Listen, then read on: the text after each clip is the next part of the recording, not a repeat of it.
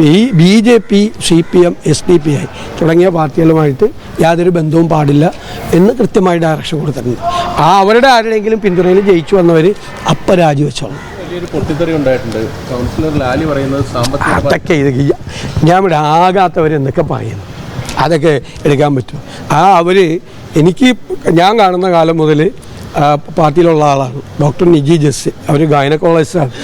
ഒരു സമയത്ത് പ്രൊഫഷൻ വരെ കളഞ്ഞ് പൊളിറ്റിക്സിൽ നിൽക്കുന്ന ഒരാളാണ്. അവർ കൗൺസിലർമാരുടെ അഭിപ്രായം ചോദിച്ചപ്പോൾ അവർക്കായിരിക്കും, അവരുടെ പേരായിരിക്കും എല്ലാവരും പറഞ്ഞത്. മുകളിൽ നിന്ന് ആരെയും കെട്ടിയിറക്കാൻ പാടില്ല. അതാണ് കോൺഗ്രസിൻ്റെ പ്രൊസീജിയർ.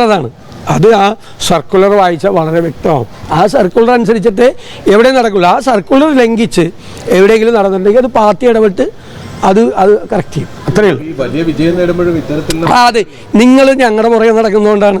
നിങ്ങൾ തന്നെ ആദ്യത്തെ ഈ KPCCയുടെ ഞാനൊരു ദിവസം പത്രസമ്മേളനത്തിൽ പറഞ്ഞു, KPCCയുടെ ഈ പ്രൊസീജിയർ അവിടെ നിന്ന് അയച്ചു കൊടുക്കുന്നതിന് മുമ്പേ തന്നെ നിങ്ങളിവിടെ മേയറെ തീരുമാനിച്ചു. കൊച്ചിയിൽ പല മേയർമാരും തീരുമാനിച്ചു, നിങ്ങളെല്ലാവരും കൂടി.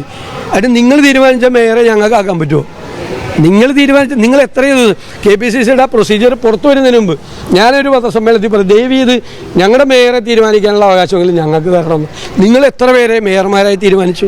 ഓരോ മാധ്യമങ്ങളും ഓരോരുത്തരെ തീരുമാനിച്ചു. ഈ 3 പേരുടെ പേര് നിങ്ങൾ മാറി മാറി പറഞ്ഞു, ഓരോരുത്തരുടെ പേര്. ഒരാളല്ലേ ആവാൻ പറ്റുള്ളൂ, 3 പേരെയും കൂടെ ആക്കാൻ പറ്റുമോ?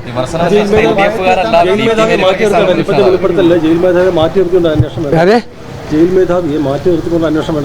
ഉറപ്പായിട്ട് വേണം. ഗൗരവത്തോടു കൂടി വേണം. ഉറപ്പായിട്ട് വേണം. ഈ തിരുവനന്തപുരത്തെ BJPയുടെ സ്ഥാനാർത്ഥി VV രാജേഷിനെ തെരഞ്ഞെടുക്കുന്നതിന് മുമ്പ് തന്നെ മുഖ്യമന്ത്രി ആശംസ അറിയിച്ചിട്ടുണ്ട്. എന്താ പ്രതികരണം? തെരഞ്ഞെടുക്കുന്നതിന് മുമ്പാ തീരുമാനമാകുന്നതിന് മുമ്പ് തന്നെ VV രാജേഷിന് മുഖ്യമന്ത്രി ആശംസ അറിയിച്ചു? എനിക്കറിയില്ല, ഞാൻ അറിഞ്ഞില്ല. ഞാനിപ്പോൾ താങ്കൾ പറയുമ്പോഴും അറിയുന്നത്. ഈ മുന്നണിക്ക് അപ്പുറത്തുള്ളൊരു കൂട്ടുകെട്ട് UDF നടത്തുമോ? ഒരു കാരണവശാലും സംഭവിക്കും. ഞങ്ങൾ കൃത്യമായ ഡയറക്ഷൻ UDF യോഗം കൂടി പറഞ്ഞിട്ടുണ്ട്. ഞാനന്ന് പത്രസമ്മേളനത്തിൽ പറഞ്ഞു, അങ്ങനെയുള്ള ഒരു ബന്ധവും പാടില്ല. അങ്ങനെയുള്ള ഒരു ബന്ധത്തിൽ ആരെങ്കിലും ജയിച്ചു വന്നാൽ അപ്പം രാജിവെച്ചേക്കണം. അതാണ് നിർദ്ദേശം പാർട്ടിക്ക് കൊടുത്തിരിക്കുന്നത്. ഒരു ജനവിധി അട്ടിമറിക്കുന്ന തീരുമാനങ്ങളോ അല്ലെങ്കിൽ പാർട്ടി മുന്നണിയാണ് പറഞ്ഞിരിക്കുന്നത്, അങ്ങനത്തെ ഒരു ബന്ധവും പാടില്ല. UDFന് പുറത്തുനിന്നുള്ള ഒരു പിന്തുണ ഉണ്ടാവും? ഇല്ല, അല്ല, UDFന് പുറത്തു നിന്നുള്ള പിന്തുണ ഉണ്ടാവും. അല്ല, BJP, CPM, SDPI തുടങ്ങിയ പാർട്ടികളുമായിട്ട് യാതൊരു ബന്ധവും പാടില്ല എന്ന് കൃത്യമായി ഡയറക്ഷൻ കൊടുത്തിട്ടുണ്ട്. അവരുടെ ആരുടെയെങ്കിലും പിന്തുണയിൽ ജയിച്ചു വന്നവർ അപ്പം രാജിവെച്ചോളൂ. അത് പൊളിറ്റിക്കലായിട്ടുള്ള തീരുമാനമാണ്.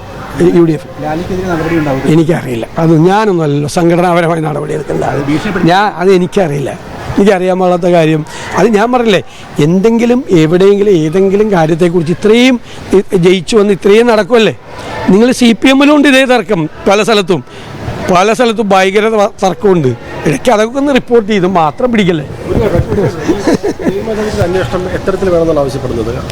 അല്ല, ഈ സംവിധാനത്തിൻ്റെ എന്തായാലും ഒരു അന്വേഷണം നടക്കട്ടെ. ആദ്യം എന്താണ് ഈ നടക്കുന്നതെന്ന് പുറത്തു വരണ്ടേ. ഉന്നതരായ ഉദ്യോഗസ്ഥന്മാരാണ് വെളിപ്പെടുത്തുന്നത്. സംസ്ഥാനത്തെ പോലീസിൽ എന്ത് നടക്കുന്നു എന്നതിൻ്റെ ഏറ്റവും അവസാനത്തെ ഉദാഹരണമാണ് ഇപ്പോൾ കണ്ടത്. അത്രയും ഞങ്ങളെപ്പോഴും പറയാറുണ്ടല്ലോ, മുഖ്യമന്ത്രിയുടെ ഓഫീസ് കേരളത്തിലെ പോലീസിനെ തകർത്ത് തരിപ്പണമാക്കി. അവരുടെ അനാവശ്യമായ ഇടപെടലുകൾ. ഈ വിനോദ് കുമാറിനെതിരായിട്ടുള്ള പരാതി മുഴുവൻ ഒളിപ്പിച്ചു വച്ചിരുന്നത് മുഖ്യമന്ത്രിയുടെ ഓഫീസാണ്. ഇത്രയും ഗുരുതരമായ ആരോപണം വന്നിട്ട് ലഹരി മരുന്നിൻ്റെ ഇടപാടുകൾ ഉൾപ്പെടെ, പരോളിൽ കാശ് മേടിച്ച് പരോൾ കൊടുക്കുന്നത് ഉൾപ്പെടെ, പഞ്ചനക്ഷത്ര സൗകര്യങ്ങൾ കൊടും ക്രിമിനലുകൾക്ക് കൊടുക്കുന്നത് ഉൾപ്പെടെയുള്ള ഗുരുതരമായ ആരോപണങ്ങളാണ് വന്നിരിക്കുന്നത്. ഇതെല്ലാം ആക്ഷേപം വന്നിട്ടും ഇത് ഒളിച്ചു വെച്ചു. അതൊക്കെ പറയട്ടെ മുഖ്യമന്ത്രി.